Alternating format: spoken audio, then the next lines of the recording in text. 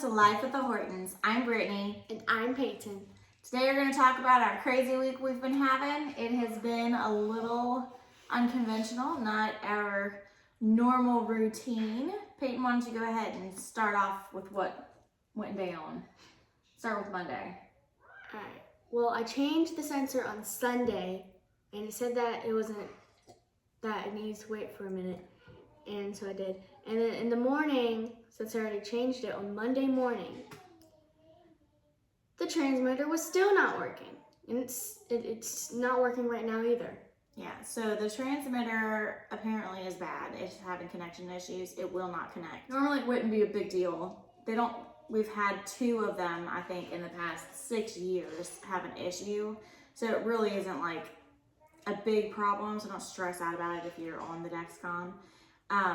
But with the G6, it's 2 different pieces. So you have your sensor, which is what you change every 10 days. And then you have your transmitter, which is supposed to be good for 3 months. Well, if there is an issue with the transmitter, because it's supposed to be good for 3 months, it is considered a 3-month supply when you get it at the pharmacy. So you can't just go pick up another one because it tells you that it's not time to fulfill that subscription. So we knew that for probably the next couple of days she was going to be doing finger sticks until we could get a new one. And so we contacted Dexcom, and they're usually really good sending sensors back and stuff. We had to get them to send a new transmitter, so we had to answer a few more questions than normal. And then they finally said, all right, we're going to send you a new one. It's going to be in the mail. Once you get it, there's going to be a kit in there. We would appreciate it if you'd send the other one back. My guess is to make sure that you're not lying and trying to collect transmitters. I don't know. But anyways, so Monday she went to school. We knew it was going to be finger stick day. Tuesday she went to school. We knew it was going to be finger stick day. We were hoping that we would get them sooner, but Louisiana got hit with a hurricane late Wednesday night, and it stopped all deliveries and everything else. So we still are waiting. It's Saturday. I don't know when we'll get them. Hopefully we'll get them over the weekend. We might not. She might still be doing finger sticks next weekend. But care. Oh, and her Dexcom communicates with her pod. So if she's not getting readings from her Dexcom, her pod doesn't know what to do. So we haven't gone strictly off numbers for a while now, and so her sugar's been kind of all over the place because when she's high, she's not getting that extra bolus, or basal, not bolus, that extra basal to kind of keep her from getting too high. And if she's going down, it doesn't know to cut her off so that she doesn't keep going down. So how many lows have you had this week? Just one, huh? In school or in general? In general. About 4. 4? Okay. I only knew about one of them. Yeah, one happened at school, and then one night 2 of them happened, and then last night my sugar was 92, but whenever I went to bed it was 130. But the reason I checked it was because I felt low, so I checked it, so I went ahead and got something for it, so I didn't want to get too low. So it hasn't been too bad as far as the lows go. She went to bed and her sugar was like 250, but she had eaten about an hour and a half before that. So it wasn't time to correct her. There was still time for her to calm down from what she initially got for her before carbs. I need to correct it. Right. So I set an alarm for 2 a.m. and I called her to make sure she heard her alarm at 2 a.m. so that she would check her sugar. And when she sent me a message, it was 400 and what? 412. It was 412. So we haven't been that high in a long time. And I guess she was climbing, but since we didn't have the readings, we couldn't see the pattern to know if she needed extra insulin or not. So I think we guessed wrong for dinner and snack. So just a little bit of craziness on that front. But that was really the only big hiccup that we've had. I mean, we're pretty good about what we eat and checking our sugar, and she can tell her lows Yes. Her highs, not so much. Like, she doesn't get all of the symptoms that they say that you'll get with highs. So, I mean, she might get a little moody, but she's also 12, so that's all the time. I'm just moody in general. Yes, so that's just kind of what's been going on. But we're okay. The hurricane didn't affect us where we're at, and we didn't lose power, which was good. We did get some flooding, not in the house, but like we couldn't get out of the neighborhood and stuff. But You could. well, you could, but not if you had a car. Like, we have a bigger vehicle, so we could, but smaller cars couldn't. But once you got out of the neighborhood, it was the main streets that were flooded. Yeah. Because even when Cole came home from work the next day, he had to make a bunch of detours. He couldn't come the normal way home. But then we got the message on Thursday that they were still gonna have school on Friday. So they were out Wednesday and Thursday. And then I had tests. Yes, and picture day.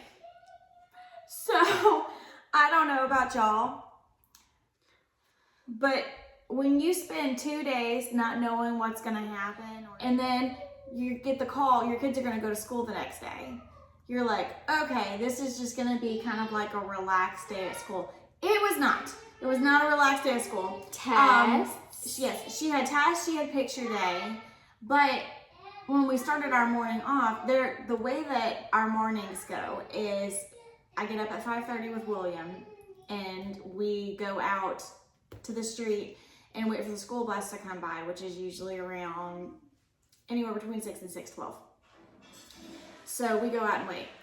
And then Peyton doesn't have to be at school until 8:15. Yeah. So she doesn't even get up that early. So we don't leave the house until like 7:30. And so she usually has a lot of time to get ready. She did not on Friday. So we were told that the buses would be running as long as they could reach you. We have no idea why the bus didn't come to us because we were reachable, but the bus did not come to us. So I had to go wake up Cole and tell him, William's bus didn't come. I need you to take him because he has a big tall truck. I need you to take him to school because I don't know why the buses didn't come. Maybe the roads out on the main streets are still under, I don't know. So he gets up, they have 20 minutes to leave. So I go get her and I'm like, hey, to avoid having to make dad come all the way back home to get you and then go all the way back out because we live out in the country. Like, you go, get ready. We're having an hour and a half. She had 20 minutes to pack her lunch because she doesn't eat school lunch because she's celiac. And get ready. So all she did. And eat breakfast. And eat breakfast. So all she did was brush her hair and heat up leftovers and stick them in her bag. And then I find out that she left her breakfast that she had already given herself insulin for. Here's the kicker.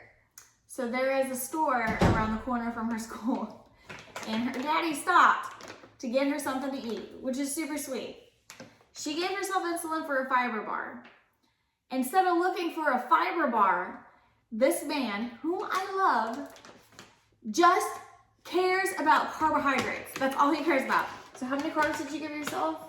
I gave myself 20. It was 20 carbs. So he goes into the store, and I don't know if you can see this. Just try not to hit the microphone with it because it'll be loud. He gets her 3 bags of cookies. They're gluten-free. He said it was the only thing he could find. He clearly does not shop for her because That's not true. I saw tons of other gluten-free things, and he didn't even care to look at it. He didn't. No, he literally asked me, where's the gluten-free section? And then he passed it up and found these.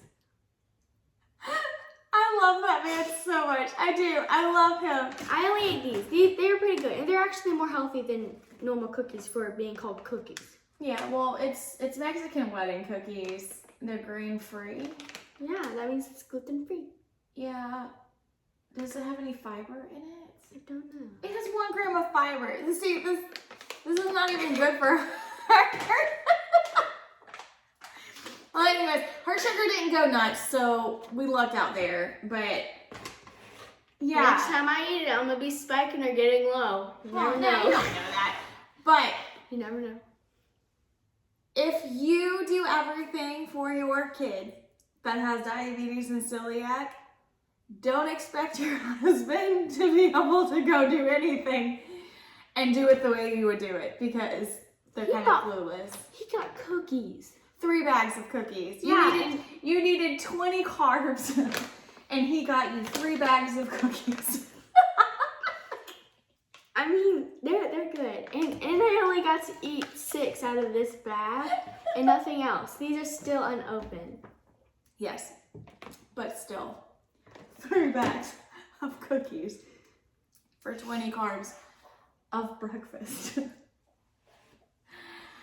Anyways, so that has been our week. It has been crazy. This is the 2nd week now that we have had either rain, flooding, or a hurricane that the girls were not be able to play soccer, which was a bummer. I've been looking forward to it so much. Come here, Sophie. Dad told me that he was sad that he was going to miss our first games, and now we don't have them, so he doesn't have to miss them. Sophia was gonna have her first soccer game last week, and it got canceled because of rain. And then she was gonna have her first soccer game today, but And it then got canceled. And so was me. I was going to have my first game last week with Saturday. You weren't gonna have your game today; it was gonna be tomorrow. Oh. But it got canceled too. We understand. There's a lot of people who had flooding, and there's a lot of people who were out of power and everything else. So we're not complaining about it at all. Just this little one right here has been looking forward to it. She's been playing soccer in my house for 2 weeks now. So me, Dad, and Sophia went outside Yeah. and practiced a little bit. Yeah. But it's been a crazy week. We're making it through. And once again, we don't have William with us in the video. He does exist, I swear.